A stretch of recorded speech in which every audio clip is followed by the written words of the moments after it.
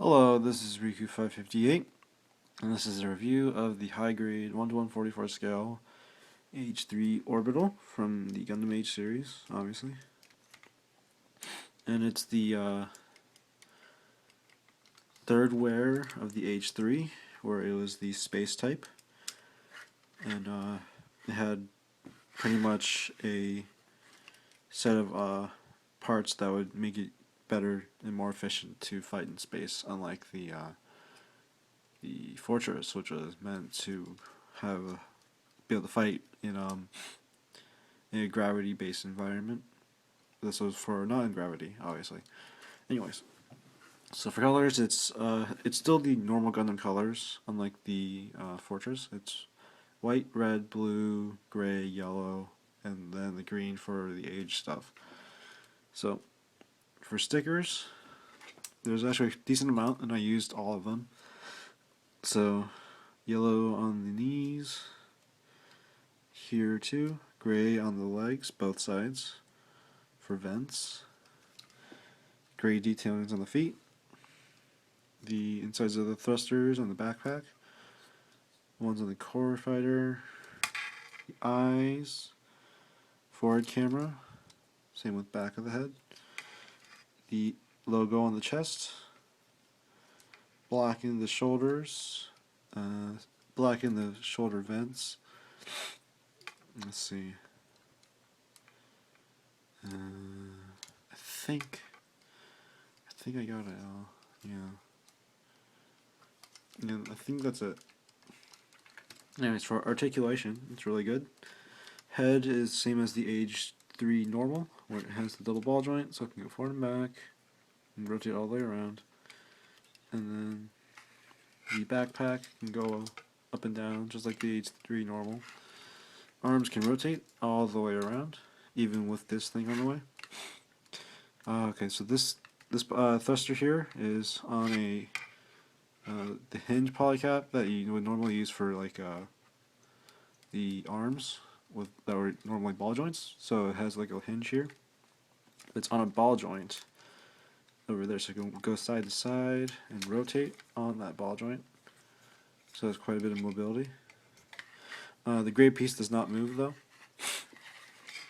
The shoulder armor goes out and is separate from the arm a little.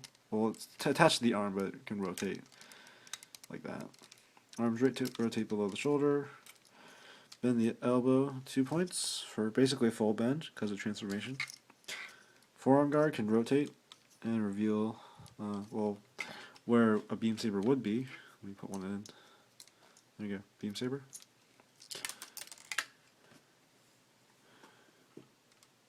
And then the waist is the same as the H3 normal, so it has 2 ball joints for lots of forward and lots of back.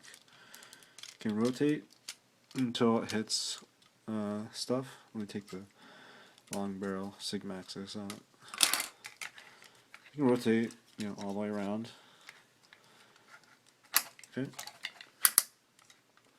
And then front skirts, I think they're connected at first. Let me check.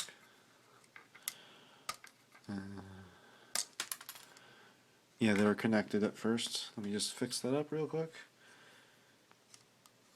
And I separated them so they would normally move together. Like, okay, so they can go that far. Normally they'd be connected and all that. Side skirts are on a peg and hinge, so they can go in and out and rotate. Back skirts are the same, so they can go in and out a little. Backpack still has the same articulation. This they can move, this they can move. Absolutely nothing's changed in the backpack. The legs can go this far forward. Let's see. This far back. Out about this far because the waist armor gets in the way. Rotates above the thigh. Bends at the knee, 2 joints. And then the foot has obviously the gimmick to be in space, pointed down mode, and then you can pull it out and then push it back in. Well, actually, you don't have to pull it out at all. You just rotate it. So the foot can go side to side. Obviously, it can go up and down, and it rotates a bit. And these armor pieces can go in and out. Let's get it back down to that.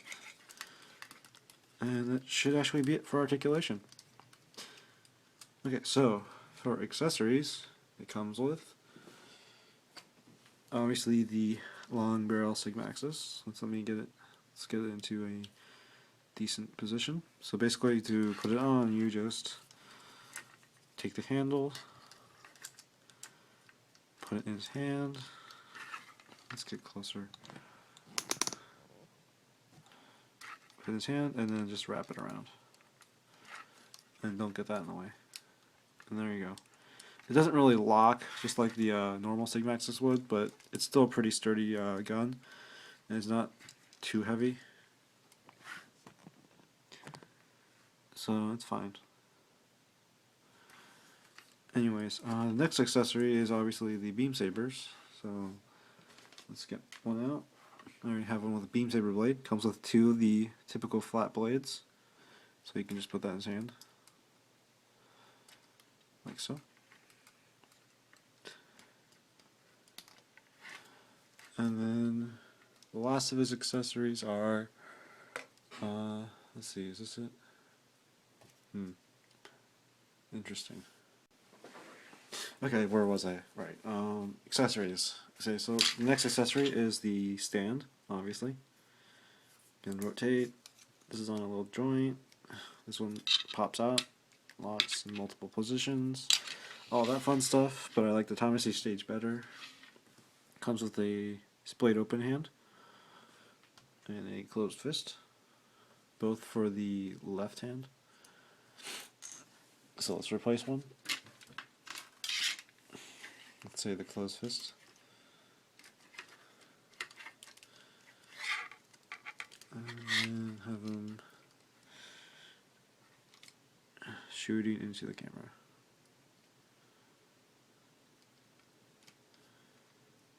There you go. Anyways, so that's it for the accessories, as far as I can tell. So, I guess I'll just finish off the review by going into the transformation, which is really easy. So get rid of the gun and split them apart. So take off his arms, take off his lower body, pull off the backpack, and take out the head and chest thing, and replace it with this one. It won't have any red on it, but it will have the clear green. And okay, let's get the core fighter done first because it's easier. Rotate these down, rotate the little wings up, make sure everything's situated correctly. Or actually, you don't really have to.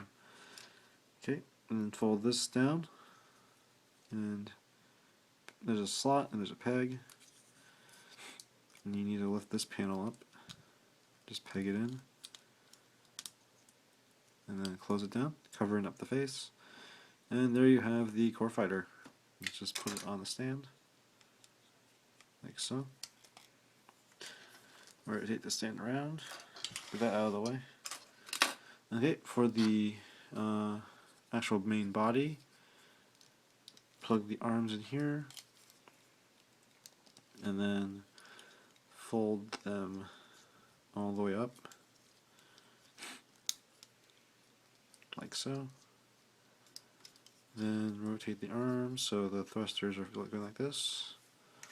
For the legs, it's pretty simple. Raise the back skirt, use the front skirts, and then bend the legs up 90 degrees. And don't break anything. This is a better idea.